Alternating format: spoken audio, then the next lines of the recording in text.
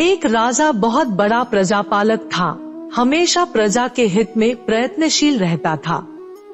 वह इतना कर्मठ था कि अपना सुख, ऐशो आराम सब छोड़कर सारा समय जन कल्याण में ही लगा देता था।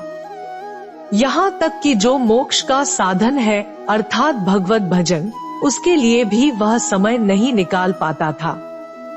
एक सुबह राजा वन की तरफ भ्रमण करने के लिए जा रहा था कि उसे एक देव के दर्शन हुए। राजा ने देव को प्रणाम करते हुए उनका अभिनंदन किया और देव के हाथों में एक लंबी चौड़ी पुस्तक देखकर उनसे पूछा, महाराज आपके हाथ में यह क्या है? देव बोले, राजन यह हमारा बही खाता है जिसमें सभी भजन करने वालों के नाम है। राजा ने निराशायुक्त भाव से कहा, कृपया देखिए तो इस किताब में कहीं मेरा नाम भी है या नहीं। देव महाराज किताब का एक एक पृष्ठ उलटने लगे, परंतु राजा का नाम कहीं भी नजर नहीं आया। राजा ने देव को चिंतित देखकर कहा, महाराज आप चिंतित ना हो, आपके ढूंढने में कोई भी कमी नहीं है। वास्तव में ये मेरा दुर्भाग्य है कि मैं भजन कीर्तन के लिए समय नहीं निकाल पाता और इसीलिए मेरा नाम यहाँ नहीं है।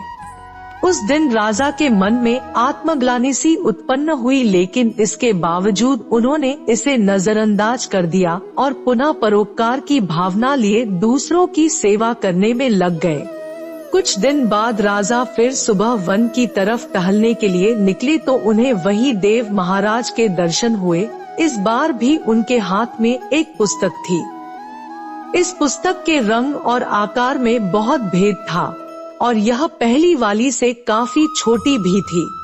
राजा ने फिर उन्हें प्रणाम करते हुए पूछा, महाराज आज कौन सा बही खाता आपने हाथों में लिया हुआ है? देव ने कहा, राजन आज के बही खाते में उन लोगों का नाम लिखा है जो ईश्वर को सबसे अधिक प्रिय है।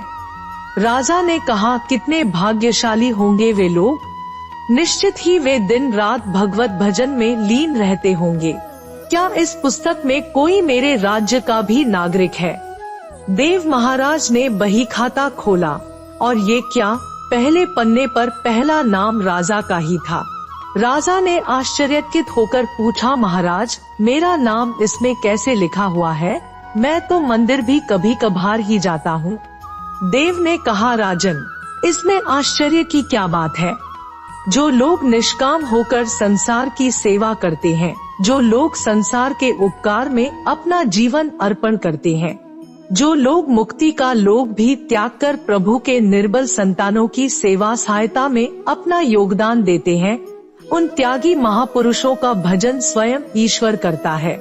ऐ राजन तू मत पछता कि तू पूजा पाठ नहीं करता, लोगों की सेवा कर, तू असल में भगवान की ही पूजा करता है। परोपकार और निःस्वार्थ लोक सेवा किसी भी उपासना से बढ़कर है। देव ने वेदों का उदाहरण देते हुए कहा, कर्म करते हुए 100 वर्ष जीने की इच्छा करो तो कर्म बंधन में लिप्त हो जाओगे। राजन भगवान दीनदयालु है, उन्हें खुशामद नहीं भाती बल्कि आचरण भाता है। सच्ची भक्ति तो यही है कि परोपकार करो, दीन दुखियों का हित साधन करो।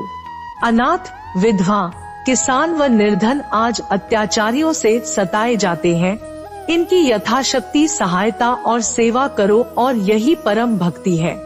राजा को आज देव के माध्यम से बहुत बड़ा ज्ञान मिल चुका था और अब राजा भी समझ गया कि परोपकार से बड़ा कुछ भी नहीं और जो परोपकार करते हैं वही भगवान के सबसे प्रिय होते हैं।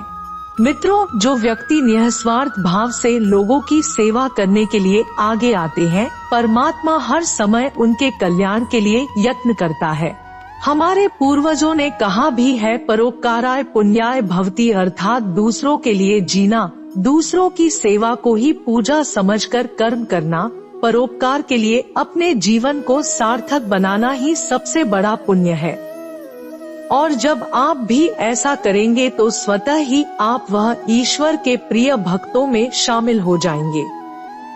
इस कहानी पे आपकी क्या राय है, हमें कमेंट करके जरूर बताएं। कहानी पसंद आई हो तो लाइक, सब्सक्राइब और शेयर जरूर करें।